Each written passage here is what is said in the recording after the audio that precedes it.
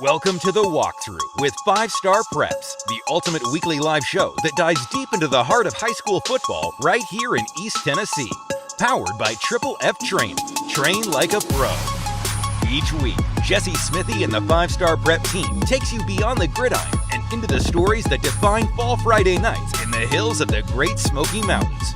From the thrilling touchdowns to the hard-hitting tackles and the unsung heroes who make every game unforgettable, we've got it all covered. Join Jesse Smithy as he breaks down this week's biggest games, highlights the standout performances, and gives you the most comprehensive high school football coverage in East Tennessee.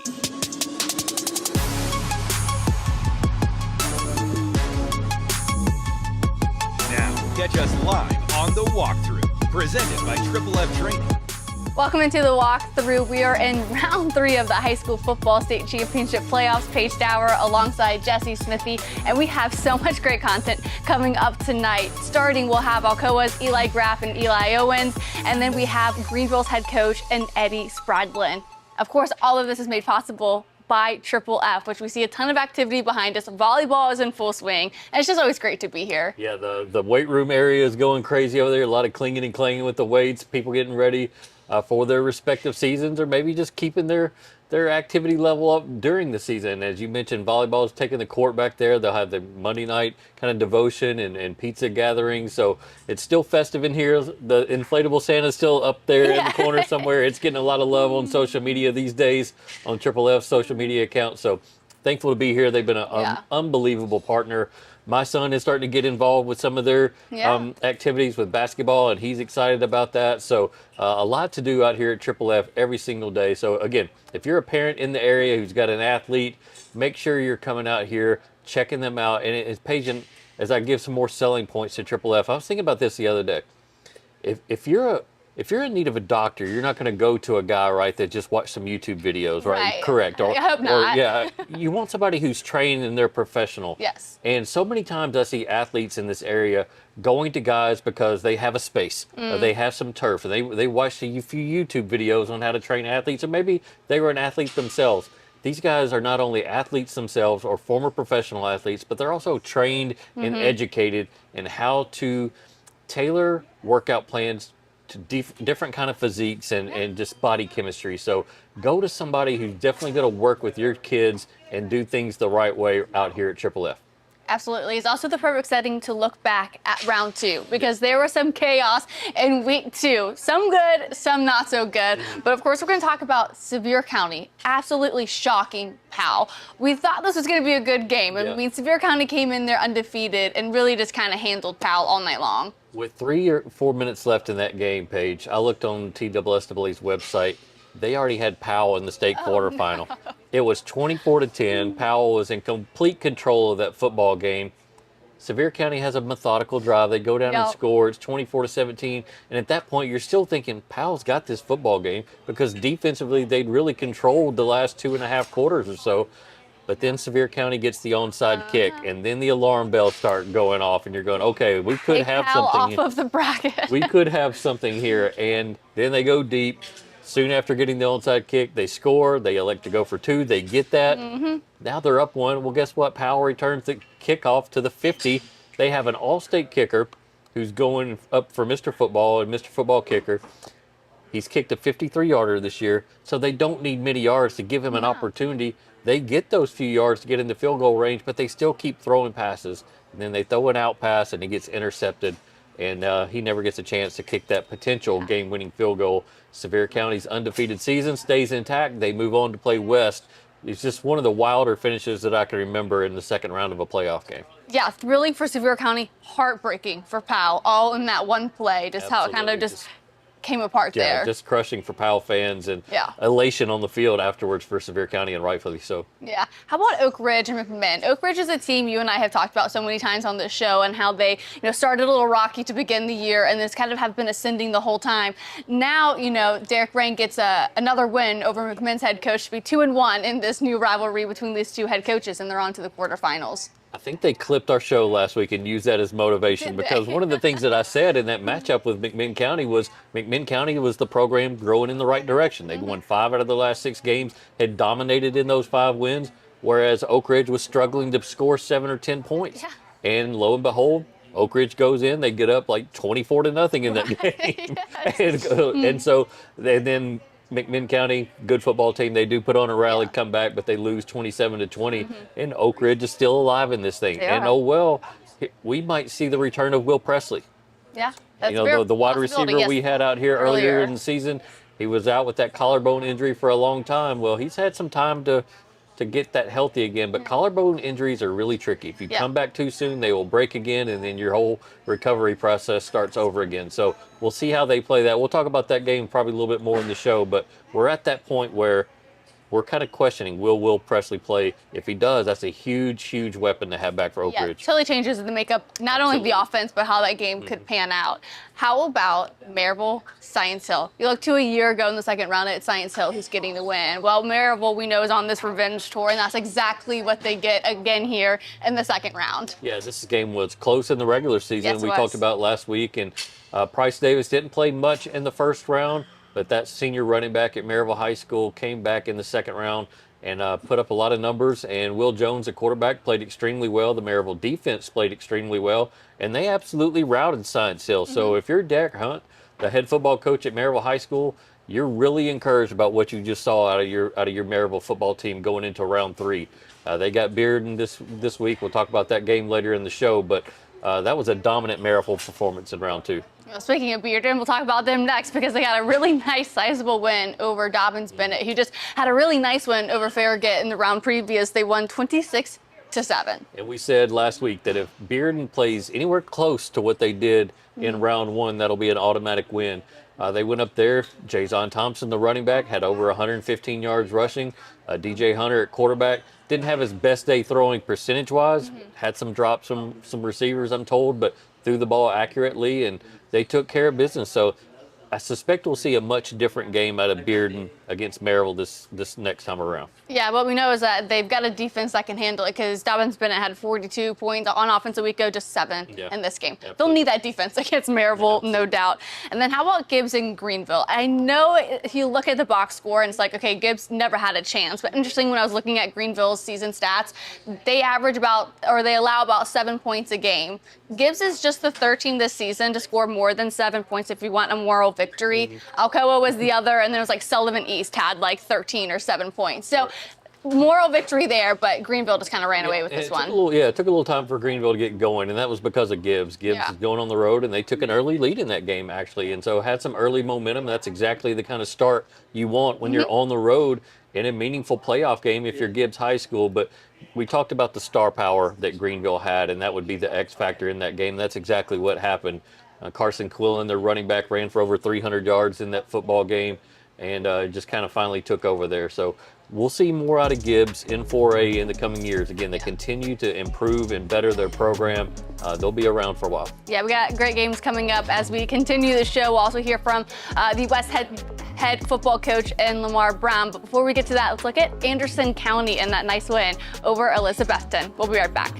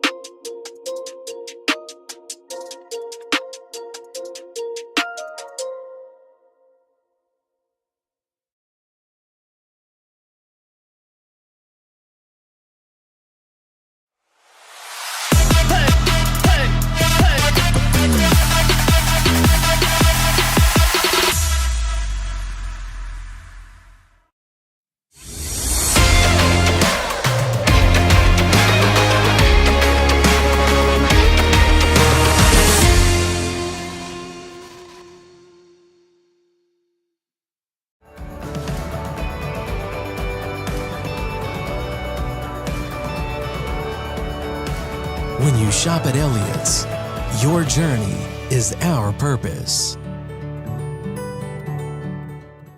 North Knox Siding and Windows is a complete exterior home improvement company that can help you with all your exterior needs. Visit us today at 5618 North Broadway.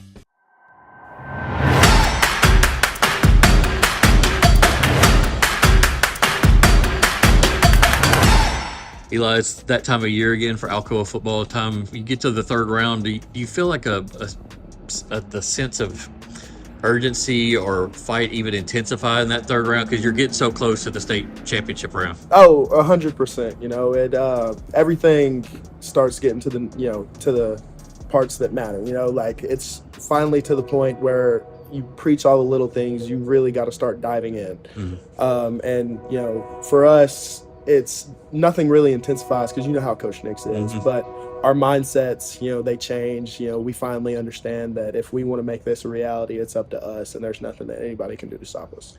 As you mentioned, the level always kind of stays up, and the goals are always the same. But how much more so do you feel a need or a want to win a state championship now that it's a senior and it's kind of the last hurrah? I mean, of course. I feel like that's, you know, a question you could ask any senior every year, and they're always going to give you the same answer. You know, you never want to be the senior class to lose the state championship. But, you know, with that being said, we don't ever talk about a state championship. You know, you show up to practice, you know, you'll never hear Coach Nix talk about getting that 10th state championship or working on our dynasty or whatever, because the only thing that matters is what we do on that day. Do you feel sentimental at all as the last few rounds, or do you allow yourself to go to that part mentally yet? I mean, Of course I'm going to, you know, as everybody will when they stop playing, you know, when they finally realize that it's coming to an end soon. But, you know, I've also got to understand that I can't be sentimental if I want to win a championship. Mm-hmm. And I think that the senior class this year, you know, we really embody, you know, want, you know, a will, and we're not going to go outside. All right, Eli, just going into the postseason this time as a senior, what's that been like for you, just feelings-wise, mentality-wise? I'd say it's a little different just because knowing it's the last one and knowing that it's the last time this Coach Nick has told us he's coaching for the seniors at this point of the year, knowing that we have 15 days left together if that works out with practice and games and stuff. And he just is making sure that everything he has is towards us. And it's just crazy because this is the last time this team will ever be together. So, yeah, it's pretty crazy to think about. We honor you and Eli Owens here at the Knoxville Quarterback Club today. And how long have y'all known each other, played together, played football together? Just what's that kind of friendship been like? I think it was kind of a good coincidence. We both moved here in 6th grade at the exact same time. And we immediately started playing football together. I remember we had like spring practice or something. And I remember seeing him in the locker room and stuff. And just since then, we've played football, basketball, baseball, travel baseball stuff together all the time. So it's just been great to have a guy like that in my corner with me. When I watch y'all play, you're always on the same side of the field, but in practice, have you ever had to tackle that guy before? I haven't. I don't think I have, because most of the time we're like if we're doing offense, we're both on offense. If we're doing defense, we're both on defense. So I'm glad I haven't had to do that. So that's something definitely that I'm glad I haven't had to do. Yeah. You know, last year was kind of different for you. I know you kind of took over quarterback midway through the season. For you to be able to kind of hold the reins of the offense the entire season, what's that been like? It's been a good experience. I mean, I think having that experience last year to come in has propelled me with momentum into this year. And I think it's just been great to have a full year, almost full year now, under center. So it's just been great to have that experience.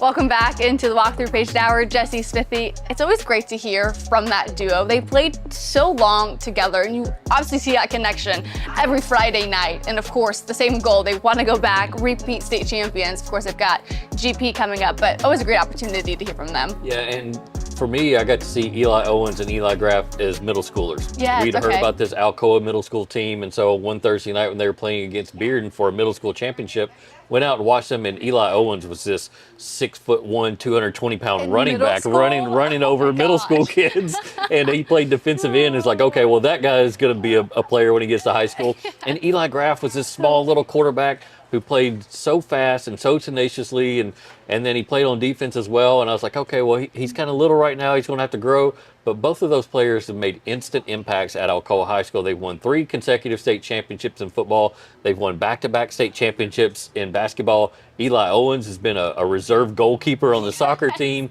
I think Eli Graff has been track team. I mean, they've given their all literally to Alcoa High School. And so they want to end their senior seasons in football with another championship. That would be the 10th consecutive state championship for Alcoa, so we'll see if they can do it. Yeah, definitely want to be the class to continue that streak, no doubt. Well, also this week, there's so much going on, not only in this show, but this week also. I know last week we talked about the semifinalists for Mr. Football being announced. Of course, this week it's the Mr. Football finalists. Who are you hoping we see or that deserves a spot on there? Yeah, so what happens is we like you talked about the semifinalists that were announced earlier on, and then this next round will be the finalists. So they trim it from 5 to 3, but there's no other round of voting that's happened. Yeah. So there's one round of voting that ends at the end of the regular season. So we already, the TWSAA already knows the semifinalists. They know the winners. We're just getting that next iteration of it and the guys that will be invited to Nissan Stadium. The Mr. Football Awards will be December 10th in Nashville at Nissan Stadium.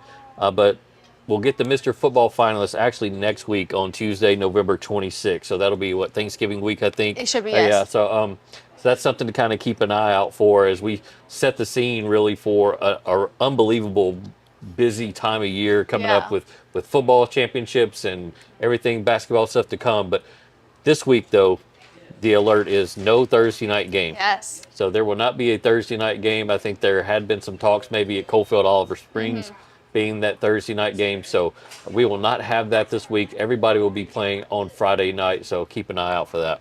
Another thing to keep an eye out for as we look ahead past the quarterfinals is also the state championship dates have been released as well and kind of what we can expect with those teams. Right. So Division II games, as always, will be on Thursday. That'll be Thursday, December 5th down in Chattanooga. We don't have really any Division II teams left now that Grace Christian lost last week against defending state champion CPA. But Friday, December 6th, they'll do the 3A game first. Yes. And then the 1A game, and then the 5A game. Yep. And then Saturday, December 7th, they'll do 4A, then 2A, then 6A. So, I mean, looking at that Friday schedule, we could have Alcoa there in 3A. We could have Coalfield or Oliver Springs. And we'll have a West or a Sevier County possibly. Hopefully, Oak Ridge maybe in that 5A game. So, should have a busy day on that Friday. And then, of course, Saturday, Greenville, Anderson County. I think the winner of that Greenville, Anderson County game will play for a state championship, just kind of looking ahead to the semifinals. 2A, we don't really have anybody there. And, of course, 6A, for us, it's either going to be Maryville or Bearden going on to the semifinals to play likely an Oakland team that's really, really good. Yeah, so it's crazy that that's in December and like we're almost right there in December because also in December we have a couple of 5-star preps basketball tournaments coming up as well, starting with the Battle of the Ville. Yeah, the Battle of the Ville is a new kind of venture for us. It's a 2-day event. It's not really a tournament style, but we take 4 of the Knox County powers in boys basketball, Fulton, West, Austin East, Bearden, kind of pit them against one another, 2 games per day. And so that'll be December 13th at Fulton. Yep. And then December 14th at Bearden. And so we've got that schedule up on our social media. We'll continue to put that out. And then the very next week, they're not giving me a break whatsoever. Putting all these days together. After football, I'm exhausted. I'm tired. We're like, hey, Jesse, we got some coffee. tournaments coming up. Yeah, so it's December 13th and 14th is the Battle of the Ville. And then December 19th through the 21st is our Hammers Hardware Classic. I have to look at my thing just so I make sure I say that right. But it's a 3-day tournament style event. We got 6 brackets. 3 of them are for boys basketball. 3 of them are for girls. We got host sites at Alcoa, Anderson County, and Webb. That first day, we'll kind of satellite out the games to a lot of area gyms, and then they'll convene at those 3 locations to play all the semifinals and state championship games. So it's a big event. We're going to have all of our brackets released on social media with dates and times and places for everybody out there who's interested. It's going to be a big-time event. I'm super excited about it. This event has grown over the last few years that we've done it. More and more people are coming into the area to watch or to play. And so make sure you're checking out the Hammers Hardware Classic. Again, December 19th through the 21st. Kids are starting to get out of school around that time, so You got time on your hands. Come out and watch some basketball.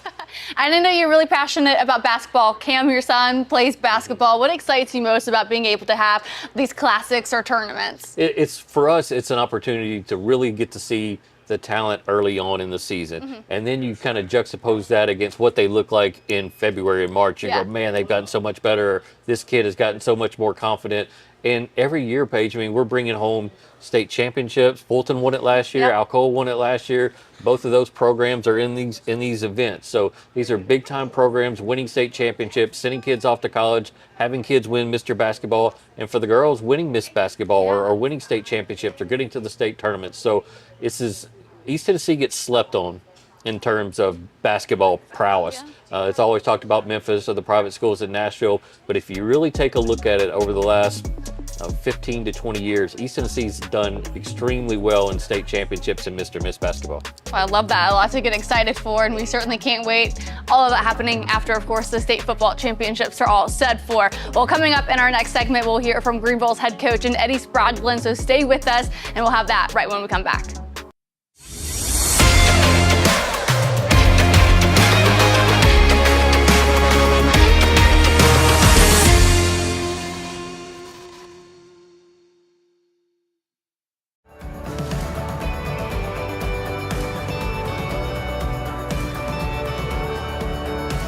When you shop at Elliott's, your journey is our purpose. North Knox Siding and Windows is a complete exterior home improvement company that can help you with all your exterior needs. Visit us today at 5618 North Broadway.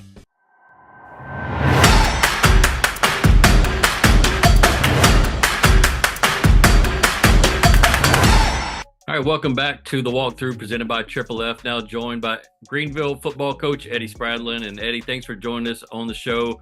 And before we get into the game, a big game coming up against Anderson County, obviously in the 4A quarterfinals. But I want to talk to you about earlier in the season. Tragedy kind of struck the East Tennessee community with floodwaters from the hurricanes. And I know a lot of people reached out and helped. But where do we stand right now with just life up there trying to return to normalcy? You know, first off, thanks for having me on here. And anytime I can talk about this program, I appreciate the opportunity. But, you know, like you said, total devastation around this area.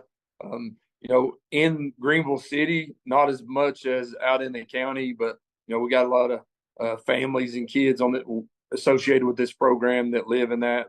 Me personally, I live out in the county, so the biggest issue that we're still currently dealing with is the bridges. You know, there's bridges that are out, so it's for me, it's a lot longer to get to school than normal. But you know, there's a lot of work that's still going on by a lot of people, a lot of cleanup. You can't imagine.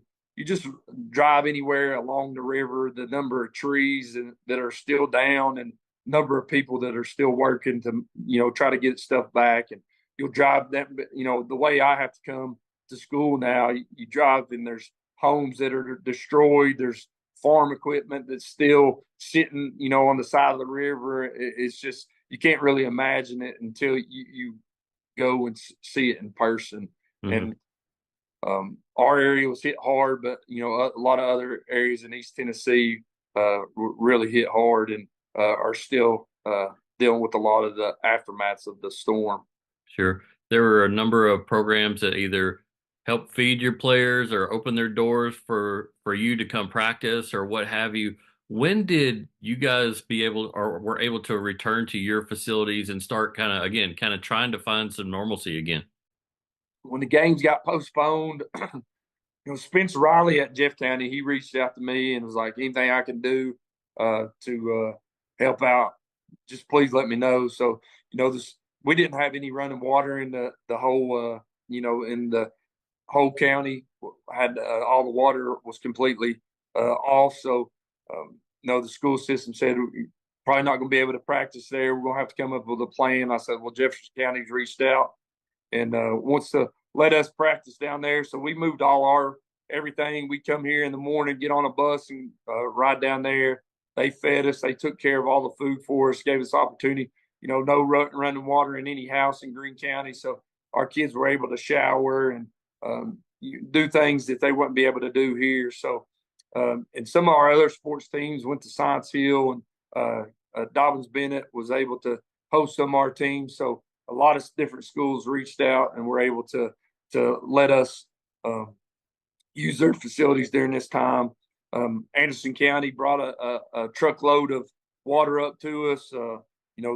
Gary Terry always does a great job with reaching out and doing things if anybody needs help. And as soon as it happened, he reached out to us and said, we're going to get y'all some water. They brought up a truckload of it. Hats off to everybody that helped out. But that whole week we couldn't practice.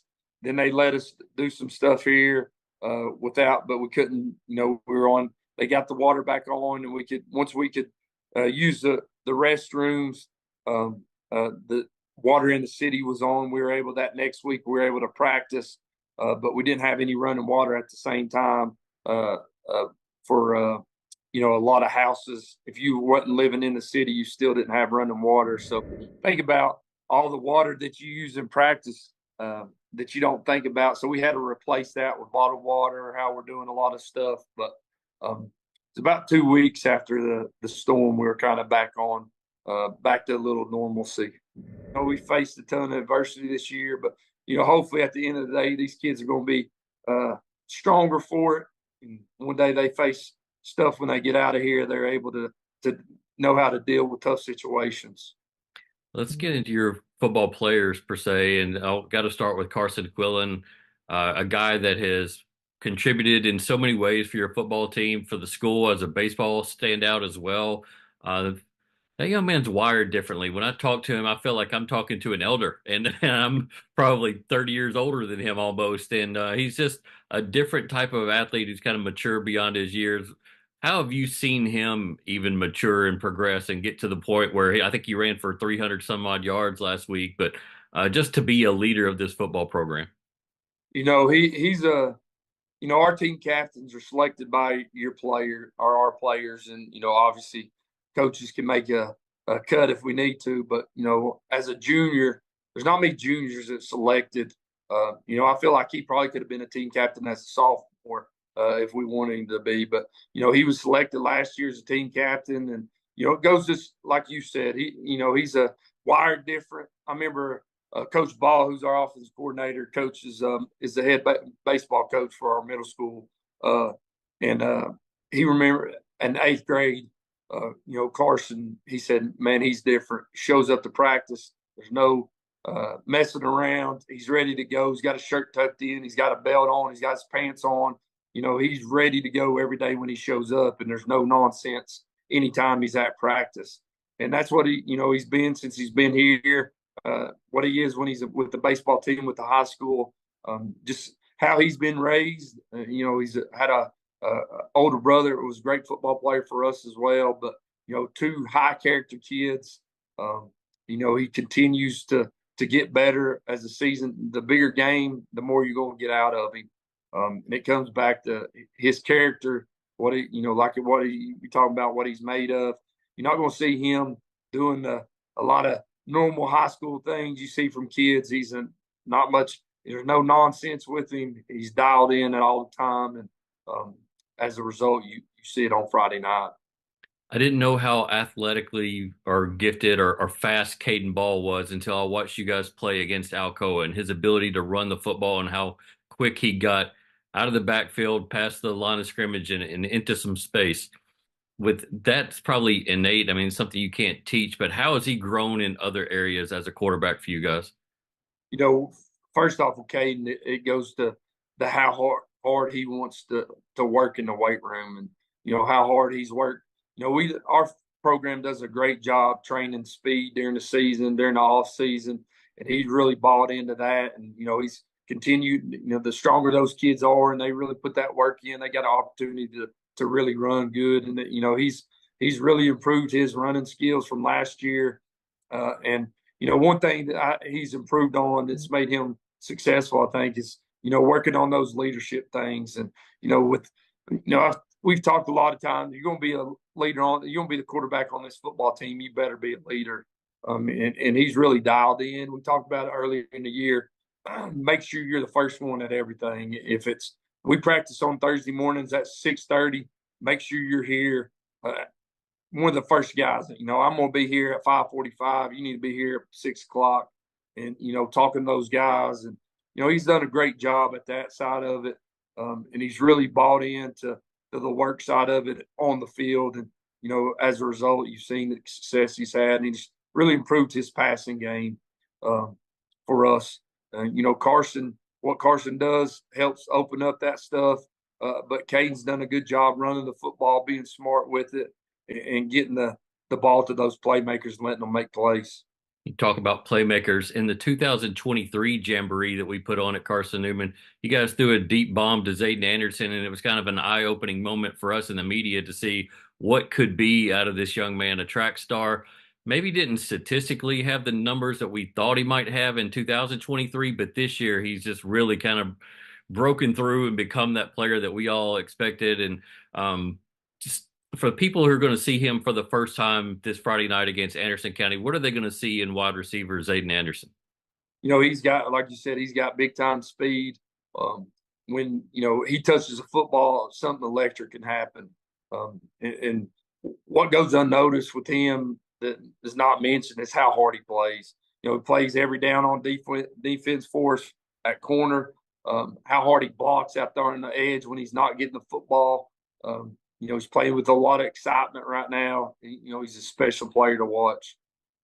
He's only touched the football, I think, 25 times on the year. Probably be nice. He's up to about 800 yards receiving, but bigger games we try to get the ball to him more, and as a result, he's made more big plays. He's got to have a big game for us on Friday night. Speaking of that game, going against Anderson County team that you all have faced as a program many times over the last 6 or 7 years. When you look at this iteration of Anderson County, what jumps off the film at you when you watch them play? I looked at it. I was talking to my football team yesterday. I think in the last 9 years, we've played 8 times. Wow. 2 of them were regular season games there in 15 and 16. And besides that, it's been a second or third round game. And you turn on the film, and like you see in the same teams playing each other each year. Big physical teams just getting after each other. It's going to be a knockdown, drag-out dogfight with 2 really good football teams. A lot of people say, it's been when these 2 teams played, obviously it's not been the state championship, but it's a state championship type game. That's what you're going to get on Friday. You got 2 really talented football teams. It's got really good running backs, 2 Mr. Football semifinalists, and then you got skill kids galore, and you got really good offensive defensive line. So expect a big time game on Friday night. Yeah, definitely looking forward to that one. Eddie, thank you so much for joining us on the walk-through tonight, and best of luck to you guys on Friday night. Appreciate it, man. Thanks for having us. Go Devils.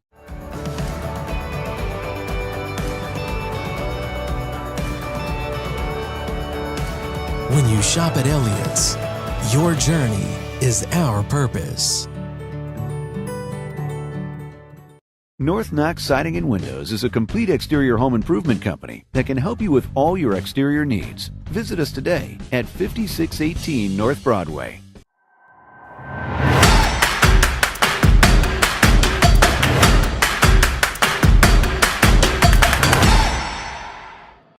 Are you ready to take your career to new heights? Join the Tennessee Air National Guard and be part of an elite team safeguarding our skies, responding to crises at home, and supporting missions worldwide. Wherever you are in life, the Tennessee Air National Guard offers unparalleled opportunities, top-notch training, and amazing benefits. Scan the QR code or visit goang.com to learn more. Serve your way with the Tennessee Air National Guard. The sky isn't the limit, it's just the beginning. It's always great to hear from head coach Lamar Brown. I know last week when we were talking about the post game that I did with Antoine Burdine, he's like, our message to Halls is that we're coming. And that's exactly what happened. And you can kind of see that the team embraced that when you had a chance to talk to Lamar Brown. Yeah, and it's Lamar Brown just kind of, he shoots you straight, but he also is not going to give you too much either. We asked him kind of about what they would face in round 3, and he played his cards right and said what coaches are supposed to say. Just one of the best coaches in the area. If my son played football, I'd love for him to play for Lamar Brown. Just salt of the earth type of man. And but underneath that kind of casual, kind of mild conversation is a fiery football coach who loves to win. And man, he had his guys locked in Friday night. Yeah, honestly, covering the team this season, I have only seen him lose maybe his temper one time, and he made a point to talk about that in postgame because I'm like, he is so even-keeled. Sometimes you don't always see all of those emotions come from him. We have flag football coming up at the end of the show, but of course, I want to get to our Waffle House win-loss projection. The stakes are a lot higher because if you don't pick the team to win, you're essentially telling them that they're going home. Their season's over. You know. We already heard from some people last week. I got the message wrong on or the pick wrong on, and they let me know on social media or vice versa. So it was it's fun. You can feel that passion, that intensity. They don't like being told that they can't win or that I don't think they can win or whatever. So they like for me to pick against them, though. So we'll see. Yeah, it's good bulletin material. You can't blame them. Helps keep you honest as well.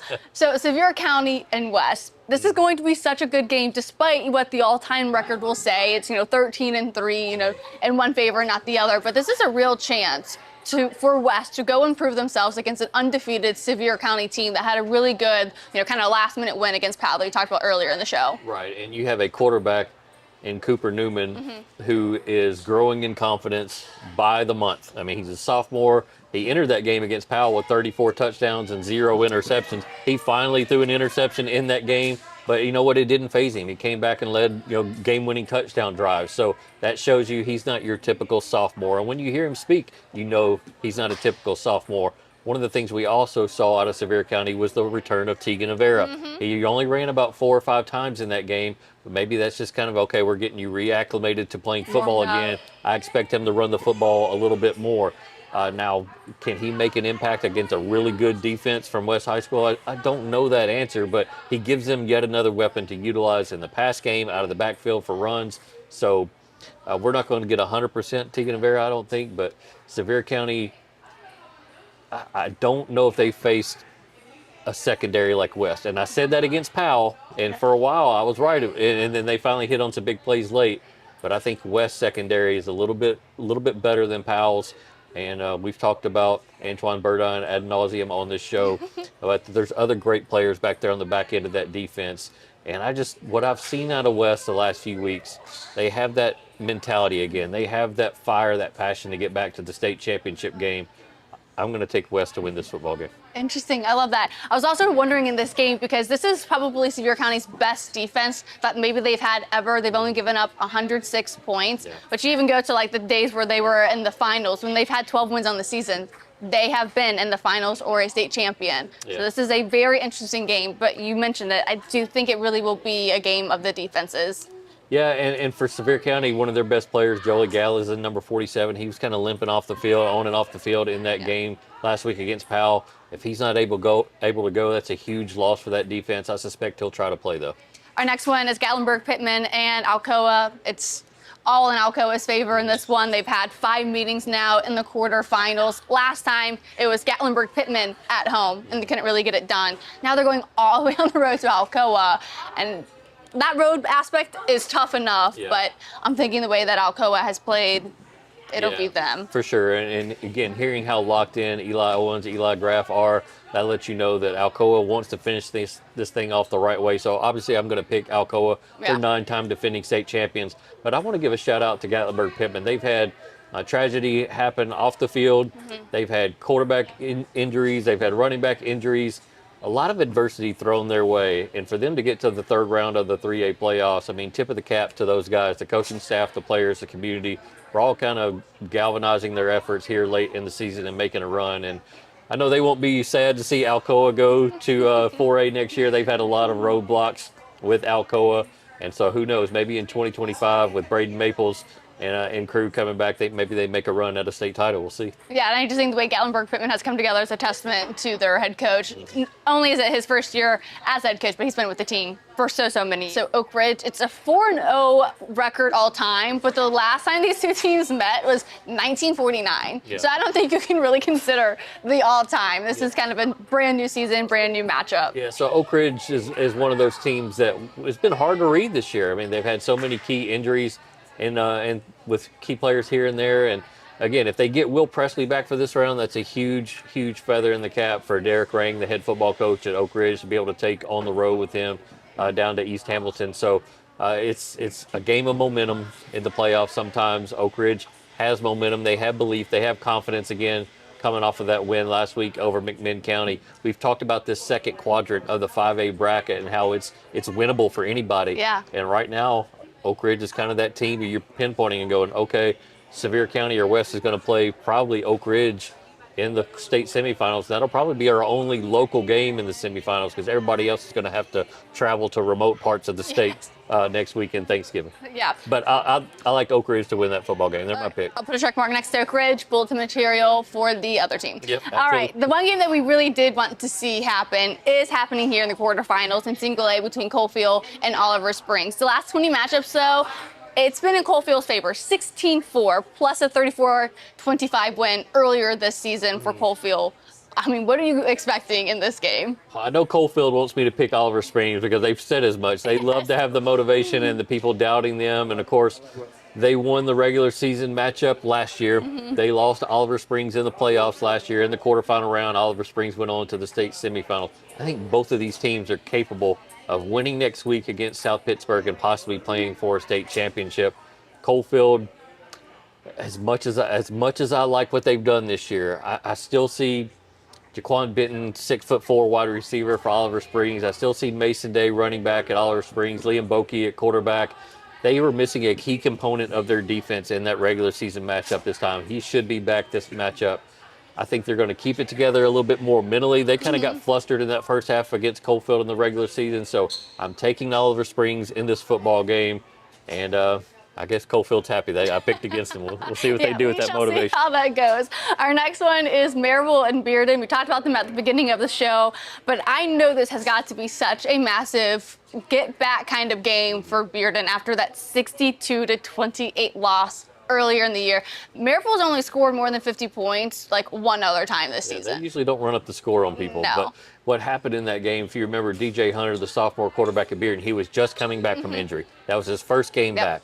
And so there were snap issues. Just everything went wrong in the first 8 or 9 minutes of that football game. And you look up on the scoreboard, and it's Maryville's up 21-0. And so it just kind of zapped all the energy out of that big-time 6A matchup in league play.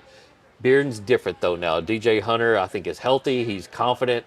He's throwing the football down the field vertically at a high percentage rate. And that's sometimes when you can beat Maryville, is on the back end of the defense. So they've kind of shored things up with their secondary at Maryville.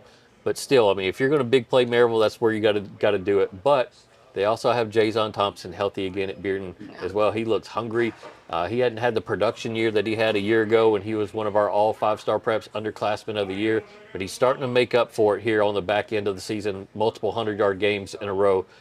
I still like Maryville to win this football game. Maryville just historically wins in this round. They go on to play in Oakland in the state semifinal round. Bearden's going to make it more difficult on them this time around.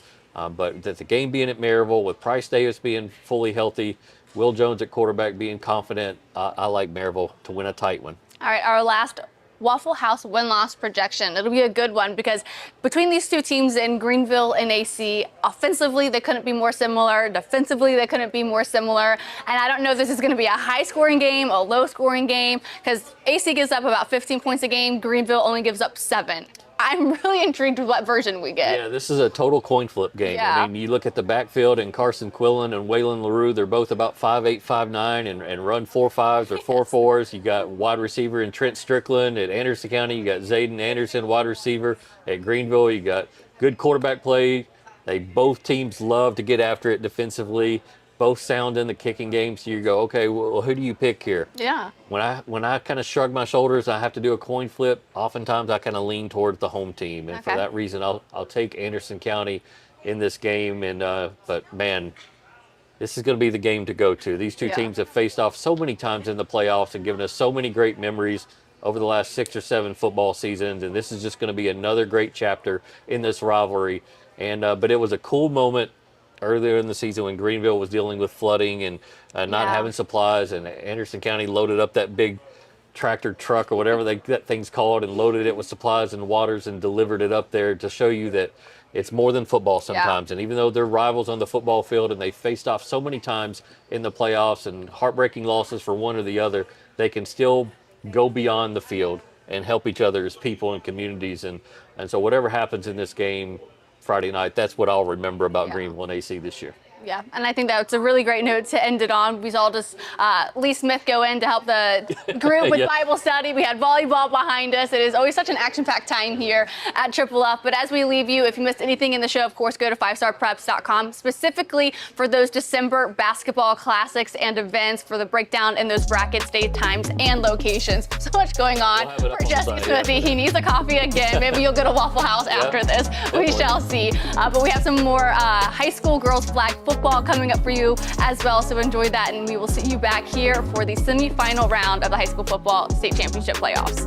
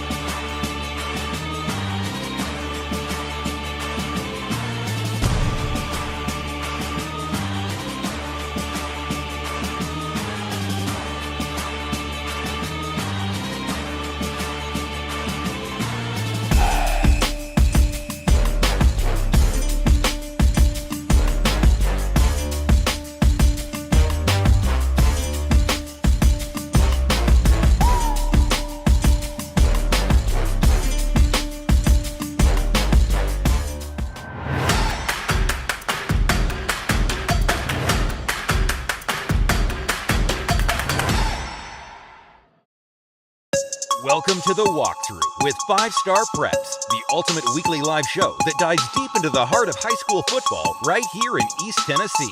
Powered by Triple F Training. Train like a pro. Each week, Jesse Smithy and the 5-Star Prep team takes you beyond the gridiron and into the stories that define Fall Friday nights in the hills of the Great Smoky Mountains. From the thrilling touchdowns to the hard-hitting tackles and the unsung heroes who make every game unforgettable, we've got it all covered. Join Jesse Smithy as he breaks down this week's biggest games, highlights the standout performances, and gives you the most comprehensive high school football coverage in East Tennessee.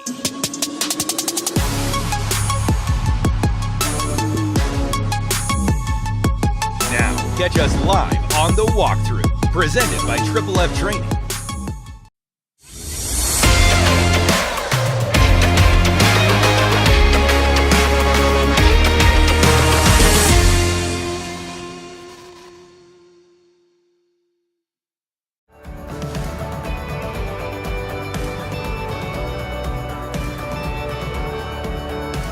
When you shop at Elliott's, your journey is our purpose. North Knox Siding and Windows is a complete exterior home improvement company that can help you with all your exterior needs. Visit us today at 5618 North Broadway.